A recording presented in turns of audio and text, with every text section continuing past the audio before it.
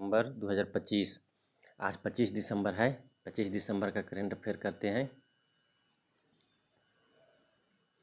First question है polymer एक रियाल का नोट पहली बार किस देश ने जारी किया।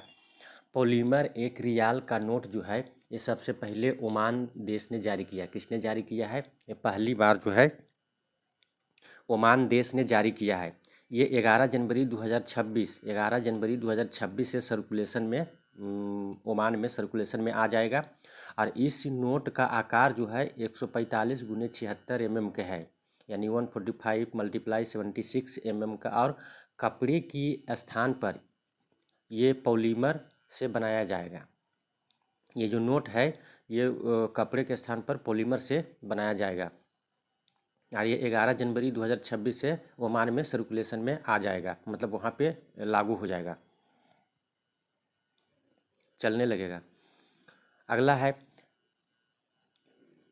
नाइजीरिया। अब मुद्रा के बारे में आया है तो कौन सा देश का कौन सा मुद्रा है कर लेते हैं। नाइजीरिया की मुद्रा है ये नायरा है। नाइजीरिया की मुद्रा क्या है? नायरा है। मलेशिया की मुद्रा है रिंगिट। क्या है? रिंगिट है। थाईलैंड की मुद्रा है बहत। और तुर्की की मुद्रा है लीरा। बांग्लादेश का टका है। दक्षिण अफ्रीका का रैंड है। और चीन का रेन बिनबी है। आगे है दक्षिण कोरिया का बावन है और उत्तर कोरिया का भी बावन है। तो दक्षिण कोरिया और उत्तर कोरिया की मुद्रा बावन है और सऊदी अरब की मुद्रा रियाल है। अगला क्वेश्चन नंबर टू है रवि डीसी को किस देश ने chevalier de l'ordre arts and des lettres सम्मान से सम्मानित किया। रवि डीसी को किस देश ने chevalier de l'ordre arts and des lettres सम्मान से सम्मानित किया? तो ये फ्रांस किया है। कौन सा देश किया है? फ्रांस ने सम्मानित किया है। और रवि डीसी जो है ये मलयालम प्रकाशक है। इन्होंने बुक लिखा था, डीसी बुक के प्रबंध निदेशक हैं। और यह सम्मान जो है ये दोनों देशों के बीच, यानी भारत और फ्रांस दोनों देशों के बीच जो है साहित्यिक सहयोग के लिए इनको रवि डीसी को दिया गया है। आगे पढ़ते हैं। पुरस्कार आया है तो आगे पुरस्कार करते हैं। महत्वपूर्ण पुरस्कार जैसे पेन पिंटर पुरस्कार 2025। तो पेन पिंटर पुरस्कार 2025 जो है किसको मिला है? तो लीला अबू लेला को मिला है। और ये सूडान स्कॉटिश लेखिका है, इनको मिला है। फिर बुकर पुरस्कार 2024 जो है किनको मिला है? तो समांथा हार्वे को मिला है। व्यास सम्मान 2024 34वां जो था ये सूर्यबाला को मिला है। आगे है पेन ट्रांसलेटर अवार्ड 2025 जो है ये गीतांजलि श्री को दिया गया है, ये भारतीय है। ज्ञानपीठ पुरस्कार 2024 जो है ये 59वां था, ये विनोद कुमार को मिला है। दादा साहेब फाल्के पुरस्कार 2023 ये 55वां था, ये मोहन लाल को मिला है। अगला क्वेश्चन है कि मुक्त व्यापार समझौता FTA फ्री ट्रेड एग्रीमेंट इसको बोलते हैं। तो मुक्त व्यापार समझौता यानी FTA पर भारत के साथ किस देश ने बातचीत की है या समझौता किया है? तो ये किया है, बातचीत किया है न्यूजीलैंड। किसने किया है? न्यूजीलैंड ने इस पे समझौता किया है कि एक दूसरे देश में जो है मुक्त व्यापार करेंगे, फ्री ट्रेड एग्रीमेंट करेंगे। जैसे भारत से कोई भी सामान न्यूजीलैंड में जाएगा तो उस पर टैक्स न्यूजीलैंड टैक्स नहीं लगाएगा तो भारतीय सामान वहाँ सस्ता बिकेगा, मिलेगा, तो वहाँ पे ज़्यादा लोग खरीदेंगे। और न्यूजीलैंड का सामान भारत में आएगा तो यहाँ पे टैक्स नहीं लगाया जाएगा, तो वहाँ का सामान यहाँ सस्ता मिलेगा तो लोग ज़्यादा खरीदेंगे। इसे बोलते हैं फ्री ट्रेड एग्रीमेंट, जो मतलब दूसरे देश के सामान पर टैक्स नहीं लगाया जाता है। अब न्यूजीलैंड है, इसे कीवी भी कहा जाता है। और यहाँ पे माओरी जनजाति और यूरोपीय जनजाति, मतलब ये दो पाया जाते हैं। माओरी और यूरोपीय जातीय का समूह है यहाँ बहुत मात्रा में। ये न्यूजीलैंड जो है ये प्रशांत महासागर में स्थित एक द्वीपीय देश है और इसका राजधानी जो है वेलिंगटन है। यहाँ के राजा चार्ल्स तृतीय हैं। गवर्नर है सिंडी कीरो। गवर्नर यहाँ के कौन है? सिंडी कीरो हैं। और प्रधानमंत्री है क्रिस्टोफर लक्सन।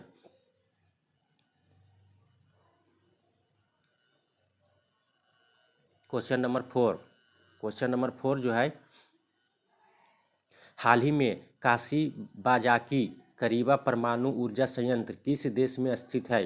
तो काशीबाजाकी करीबा परमाणु ऊर्जा संयंत्र जो है ये जापान में स्थित है। ये अभी हाल ही में चर्चा में था। ये जो है निईगाता जो जापान जो है, जापान के निईगाता प्रांत में स्थित है। इसे जो है काशीबाजाकी करीबा परमाणु ऊर्जा संयंत्र जो है इसे 15 साल बाद फिर से शुरू करेगा जापान। इसीलिए अभी हाल ही में क्या चीज़ था, चर्चा में था। इसे फुकुशिमा परमाणु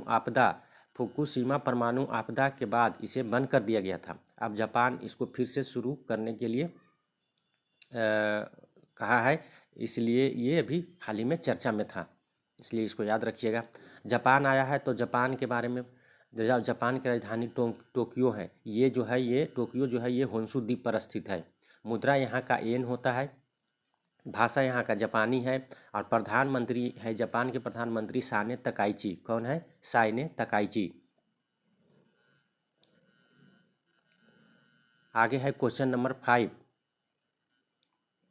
क्वेश्चन नंबर 5 है कि सामाजिक बहिष्कार को किस राज्य में अपराध घोषित किया गया? तो सामाजिक बहिष्कार को किस राज्य में अपराध घोषित किया गया? तो ये कर्नाटक में।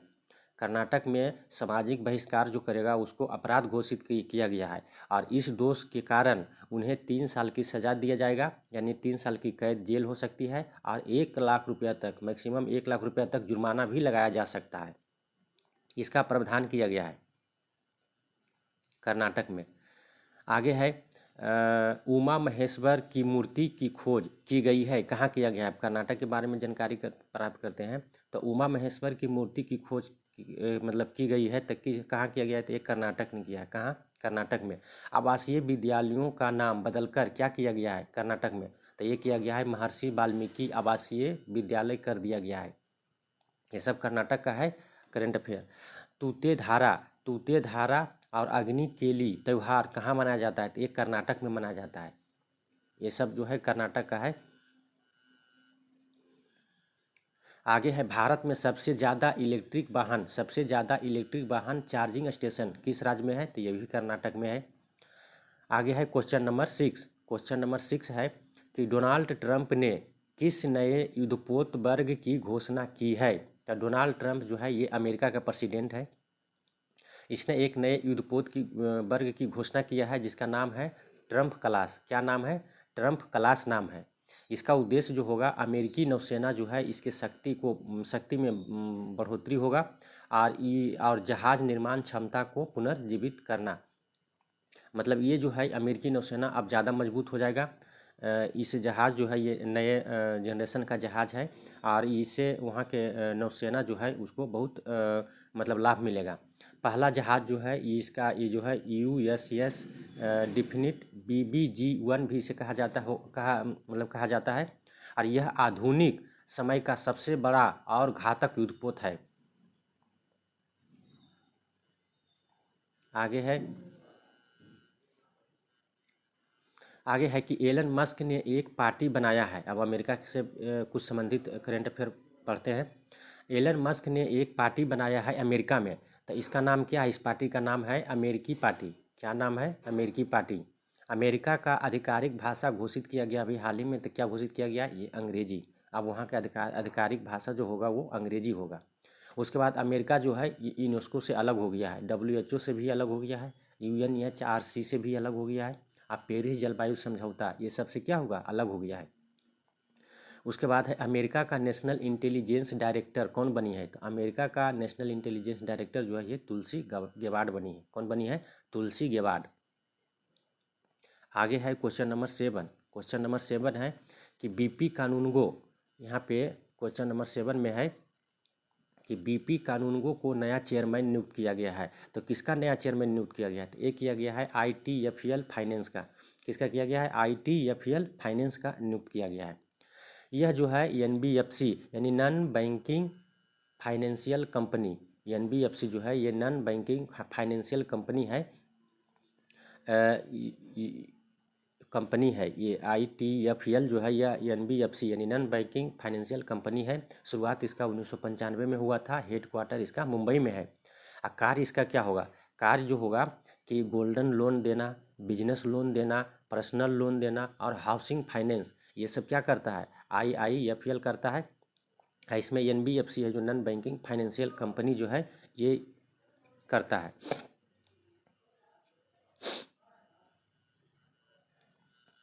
आगे आगे है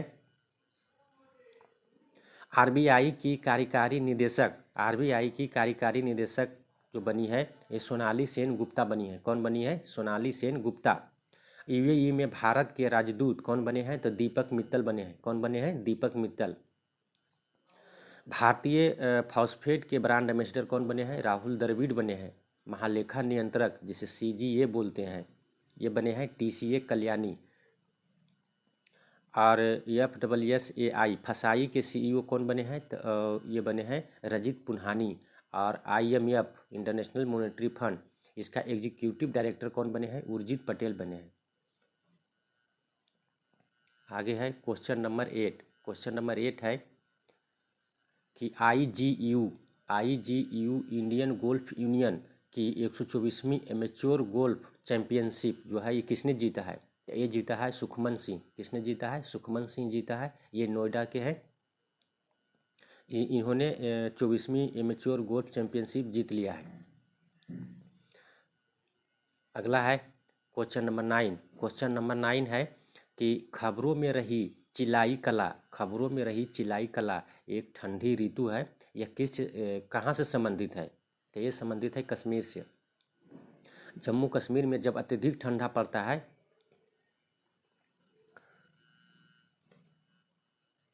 जब कश्मीर में सबसे भीषण ठंड का मौसम को चिलाई कला कहा जाता है, जब सबसे ज़्यादा मौसम ठंडा होता है।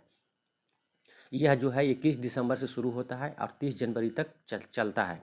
टोटल ये 40 दिन का होता है। शून्य से कई डिग्री मतलब शून्य से भी नीचे तापमान चला जाता है और झील और नदियाँ जो है ये जम जाता है। झील और नदियाँ जम जाता है।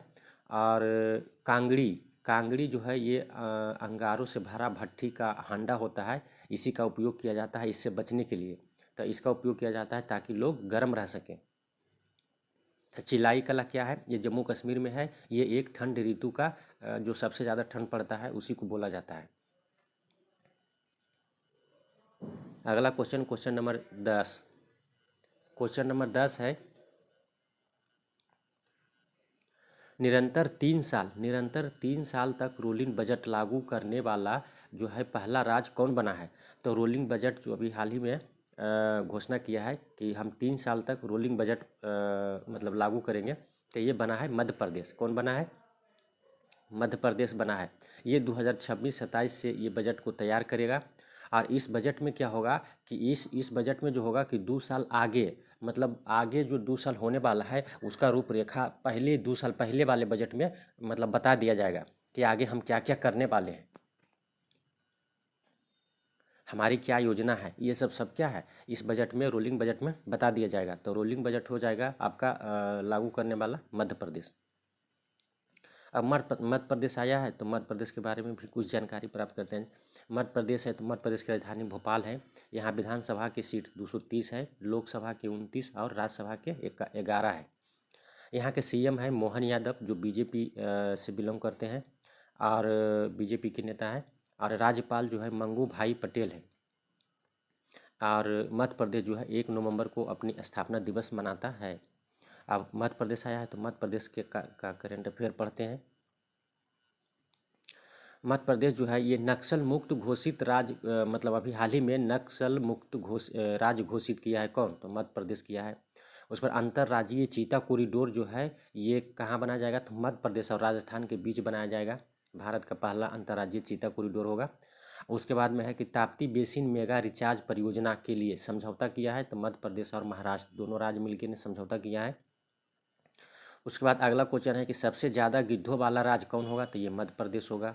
और सबसे ज़्यादा बाघ भी यानी टाइगर भी सबसे ज़्यादा मध्य प्रदेश में ही पाया जाता है।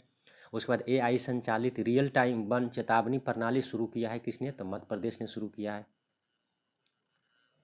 अगला क्वेश्चन है आज का last question, question number 11।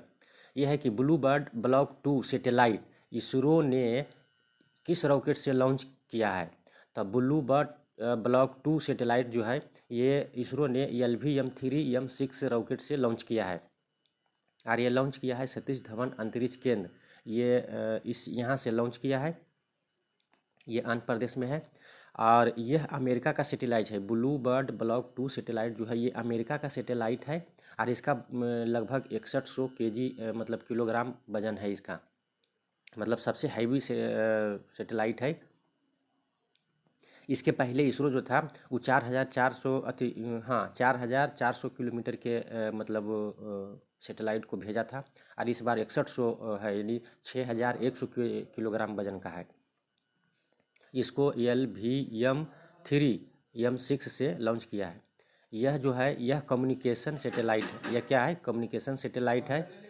Smartphone तक सीधे high speed cellular broadband connectivity पहुंचाना इसका काम है।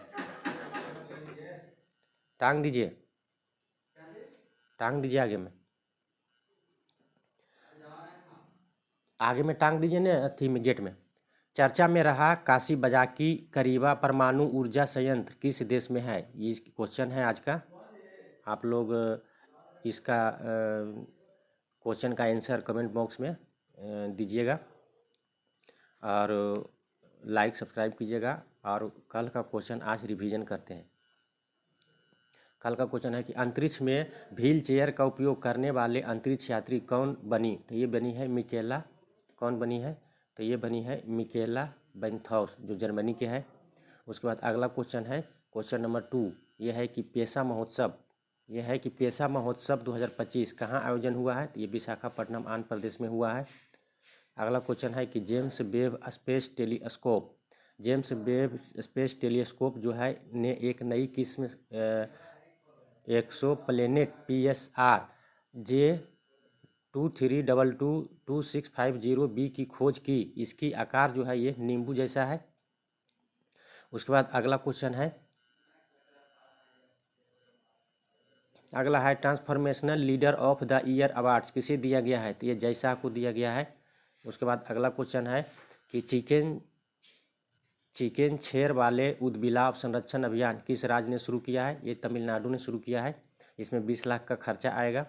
अगला है कि डिब्रूगढ़ जिले में अमोनिया यूरिया उर्वरक परियोजना की आधारशिला किसने रखा? तो ये प्रधानमंत्री नरेंद्र मोदी ने रखा। अगला है समुद्री विरासत के क्षेत्र में सहयोग को मजबूत करने के लिए भारत ने किस देश के साथ समझौता किया? तो ये नीदरलैंड के साथ समझौता किया है। अगला है कि पहली बार वायरलेस रेल काफिले का परीक्षण किस देश ने किया? तो ये चाइना ने किया है। उसके बाद अगला है रिस्पॉन्ड बास्केट 2025 की शुरुआत किसने किया है? तो ये इसरो ने किया है। उसके बाद अगला क्वेश्चन है कि चर्चा में रहा अंजदीप क्या है? तो चर्चा में रहा अंजदीप जो है यह anti submarine shallow water craft है। क्या है? Anti submarine shallow water craft है। तो आज का करेंट अफेयर समाप्त हुआ। लाइक सब्सक्राइब और शेयर कीजिए और क्वेश्चन का आंसर कमेंट बॉक्स में दीजिएगा। जय हिंद, जय भारत।